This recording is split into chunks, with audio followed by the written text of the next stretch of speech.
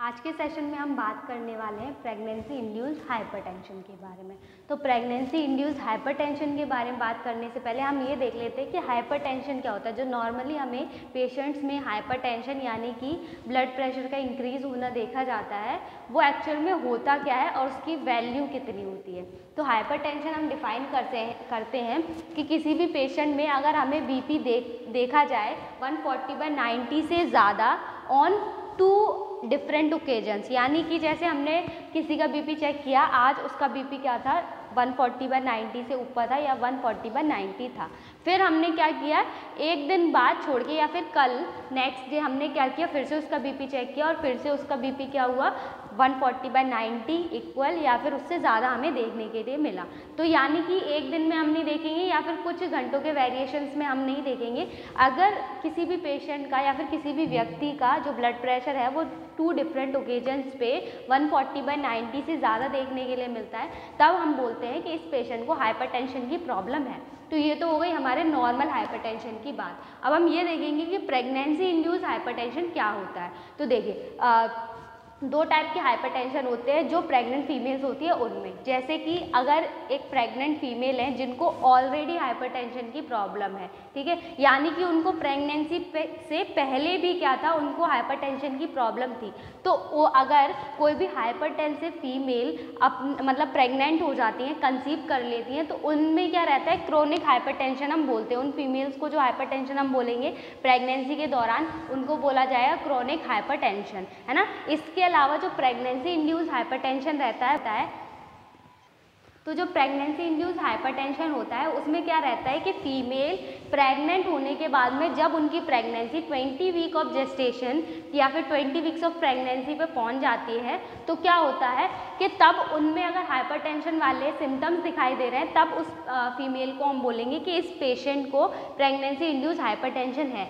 यानी कि इसमें क्या होता है कि जब फीमेल 20 वीक्स ऑफ जेस्टेशन पे पहुंच जाती है, यानी कि जब उसकी 20 वीक्स की प्रेगनेंसी हो जाती है, उस टाइम पे प्लासेंटल एबनॉर्मेलिटी की वजह से या फिर प्लासेंटा में कोई भी डिस्फंक्शन होने की वजह से क्या देखने के लिए मिलता है, उनमें हाइपरटेंशन देखने के लिए मिल सकता है, और वो उसको हम क्या बोलते हैं, प्रेगनेंसी इंड्यूस्ड हाइपरटेंशन बोलते हैं। तो ये तो हमारी हो गई क्रोनिक हाइपरटेंशन के बारे में बात और प्रेगनेंसी इंड्यूस्ड हाइपरटेंशन के बारे में बात। तो अब हम देखेंगे कि प्रेगनेंसी इंड्यूस्ड हाइपरटेंशन के कितने टाइप्स होते हैं। जो प्रेगनेंसी इंड्यूस्ड हाइपरटेंशन होता है वो 3 टाइप्स का होता है, यानी कि 3 पार्ट्स में क्लासिफाई किया गया है। एक हमारा रहता है जेस्टेशनल हाइपरटेंशन, दूसरा रहता है प्री इक्लैम्सिया एंड लास्ट रहता है हमारा इक्लैम्सिया। तो ये अलग अलग हाइपरटेंशन है जो प्रेगनेंसी इंड्यूस्ड हाइपरटेंशन में ही आते हैं। तो जो हमारा जेस्टेशनल हाइपरटेंशन रहता है वो हमारा यही रहता है कि अगर किसी भी प्रेग्नेंट फीमेल में 140/90 से ज़्यादा ब्लड प्रेशर देखने के लिए मिल रहा है, तो उसे हम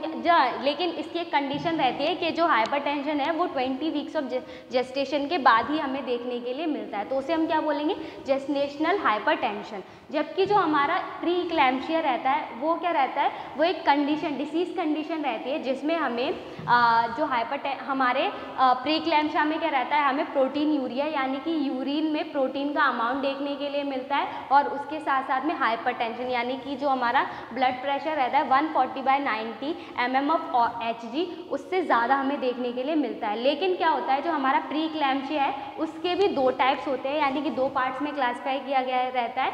एक हमारा रहता है माइल्ड प्री इक्लैम्सिया, एक हमारा रहता है सीवियर प्री इक्लैम्सिया।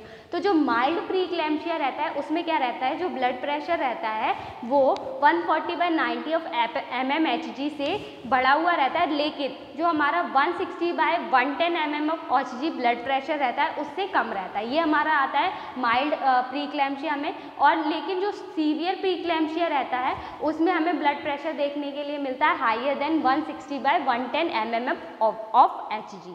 तो क्या होता है इसमें, लेकिन प्री इक्लैम्सिया में हमें इनके साथ मतलब माइल्ड प्री इक्लैम्सिया में भी हमें प्रोटीन यूरिया देखने के लिए मिलता है, वैसे ही हमें सीवियर प्री इक्लैम्सिया में भी हमें क्या देखने के लिए मिलता है, प्रोटीन यूरिया देखने के लिए मिलता है। अब हम बात करेंगे तीसरे हाइपरटेंशन की, जो हमारा रहता है इक्लैम्सिया। तो इक्लैम्सिया क्या रहता है, अगर सीवियर प्रीक्लैम्पशिया को ट्रीट ना किया जाए या फिर उसका पता ना चले किसी भी प्रेग्नेंट फीमेल में, तो वो क्या कर सकता है, प्रीक्लैम्पशिया को लीड कर सकता है। तो प्रीक्लैम्पशिया में हमें क्या देखने के लिए मिलता है, प्रीक्लैम्पशिया में हमें एक्लैम्पशिया में हमें क्या देखने के लिए मिलेगा, एक्लैम्पशिया में हमें सीवियर प्रीक्लैम्पशिया यानी कि more than 160/110 mm of Hg blood pressure देखने के लिए मिलेगा, प्रोटीन यूरिया देखने के लिए मिलेगा, उसके साथ साथ में हमें सीजर्स भी देखने के लिए मिल सकते हैं। ये हमारी हो गई तीनों की बात।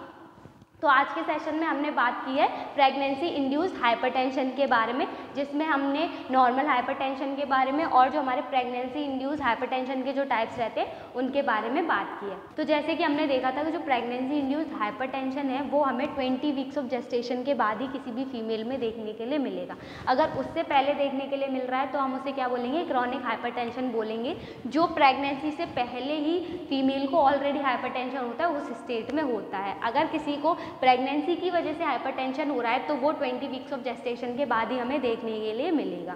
ठीक है, तो क्या होता है कि किसी भी प्लासेंटल प्रॉब्लम की वजह से 20 वीक्स ऑफ जेस्टेशन के बाद में या फिर उस टाइम पे क्या होगा, अगर कोई प्लासेंटल प्रॉब्लम हो रही है तो इसकी वजह से क्या होगा, प्लासेंटा में जो ब्लड फ्लो हो रहा है या फिर ब्लड का सप्लाई हो रहा है मदर की तरफ से, वो क्या होगा, डिक्रीज हो जाएगा।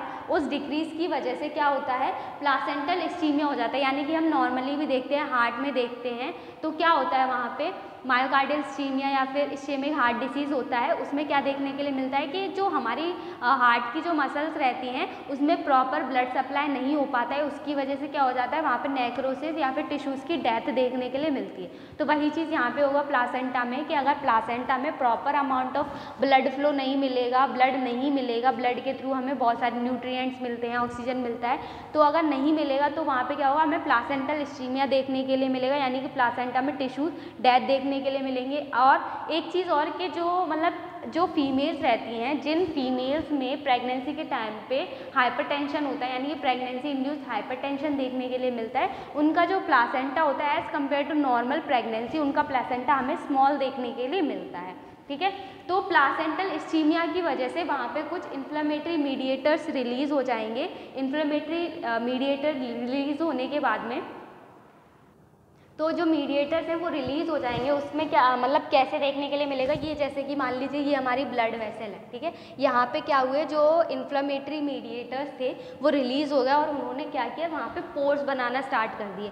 अब वहाँ पे पोर्स बन गए तो वहाँ पे हमारी ब्लड वेसल्स क्या हो गई, पोरस हो गई। अब पोरस होने की वजह से वहाँ से क्या होने लगा, लीकेज इन ब्लड कैपिलरीज, यानी कि ब्लड कैपिलरीज में से लीकेज होने लगा। अब कोई भी चीज़ हो, जैसे एक पाइप होता है, अगर पाइप में छोटे छोटे छेद कर दिए जाएँ तो उसमें से सिर्फ पानी लीक होगा। अगर बड़े बड़े उसमें कोई भी कंटेंट डले हो, जैसे पत्थर डला हो या कोई भी और चीज़ डली हो, तो क्या होगा, वो बाहर निकल के नहीं आएगी। तो वहाँ यहाँ पे हमें ये दो चीज़ें देखने के लिए मिलेंगी, जैसे हमारे ब्लड में प्लाज्मा रहता है और आरबीसी, डब्ल्यूबीसी, प्लेटलेट जो सेल्स रहती हैं वो रहती हैं। तो जो हमारा प्लाज्मा रहता है वो हमारा लिक्विड कंपोनेंट रहता है और जो हमारी आरबीसी, डब्ल्यूबीसी और प्लेटलेट रहती हैं वो हमारी क्या रहती हैं, वो हमारा कंपोनेंट रहता है जो हमारा बड़ा रहता है, जो हमारे पोर से बाहर नहीं निकल सकता। ठीक है, तो क्या होता है, जो सॉलिड कंपोनेंट हम उसको बोल सकते हैं। तो लिक्विड कंपोनेंट क्या होता है, कम्स आउट, यानी कि जो हमारा लिक्विड कंपोनेंट रहता है, यानी कि जो हमारा प्लाज्मा रहता है वो बाहर निकल आता है हमारे कैपिलरीज से, और वो क्या करता है, हमारे कैपिलरीज से निकल के हमारा जो सेल के बाहर वाला जो स्पेस रहता है उसमें जाके भर जाता है। अगर वो हमारा कलेक्ट हो रहा है, जैसे कि हमारा जो फ्लूइड है वो कहीं ना कहीं जाके तो कलेक्ट होगा, तो अगर कलेक्ट हो रहा है, वो अगर स्किन में जाके कलेक्ट हो रहा है तो स्किन में क्या करेगा, वो एडिमा कॉज करेगा। क्लियर है, सूजन, स्वेलिंग कॉज करेगा। अगर वो पेरिटोनियम में लीक हो रहा है तो वो क्या कॉज करेगा, असाइटिस कॉज। पेरिटोनियम जो कैविटी रहती है हमारे एब्डोमेन रीजन में, वहाँ पे क्या करेगा, असाइटिस कॉज करेगा। और अगर प्लूरल कैविटी, जो हमारे लंग्स की जो प्लूरल कैविटी रहती है, अगर वहाँ पे लीक हो रहा है तो वो क्या कॉज करेगा, प्लूरल इफ्यूजन कॉज करेगा। तो क्या होता है, अगर PIH में हम अगर इनडायरेक्टली बोले तो PIH में ये सिम्टम्स हो सकते, मतलब ये खतरे हो सकते हैं, कॉम्प्लिकेशन हो सकती है जो किसी भी फीमेल को हो सकते हैं प्रेगनेंसी के टाइम पे, अगर किसी भी फीमेल को प्रेगनेंसी इंड्यूस्ड हाइपरटेंशन है तो। उसके अलावा अगर सॉलिड कंपोनेंट्स है वो क्या करते हैं, वो हमारे ब्लड वेसल्स में अंदर रह गए। तो अब देखिए, जैसे कोई भी चीज़ है, अगर दोनों जैसे हमारा लिक्विड कंपोनेंट और सॉलिड कंपोनेंट बराबर मात्रा में है, अगर उसमें से जो हमारा लिक्विड कंपोनेंट है उसको बाहर निकाल दिया जाए तो क्या होगा, उस जगह पे हमारा सॉलिड कंपोनेंट ज़्यादा होगा तो वहाँ पे विस्कोसिटी बढ़ जाएगी, यानी कि जो हमारा सॉलिड कंपोनेंट होगा वो ज़्यादा होगा और जो हमारा लिक्विड कंपोनेंट होगा वो बहुत कम होगा। तो वो गाढ़ापन हमें वहाँ पे देखने के लिए मिलेगा, वही हमें ब्लड वेसल्स में देखने के लिए मिलता है, क्योंकि सिर्फ हमारी RBCs, WBCs और प्लेटलेट्स वहाँ पे रह जाती हैं। उसकी वजह से हमारा ब्लड क्या हो जाता है, थिक हो जाता है। अब ब्लड थिक हो जाएगा तो हमारे थ्रोम्बोसिस यानी कि क्लॉट फॉर्मेशन के चांसेस क्या होंगे, बढ़ जाएंगे और उसकी वजह से हमें क्या देखने के लिए मिलता है, मल्टीपल ऑर्गन डैमेज देखने के लिए मिल सकता है। यानी कि अगर किडनी में वो क्लॉट फंस गया तो किडनी फेलियर कर सकता है, लिवर में फंस गया तो लिवर फेलियर कर सकता है, या फिर हमारे मतलब मल्टीपल ऑर्गन को क्या कर सकता है, वो इफेक्ट कर सकता है। तो आज के सेशन में हमने क्या बात की है कि प्रेगनेंसी इंड्यूस हाइपरटेंशन होता क्यों है। Thank you.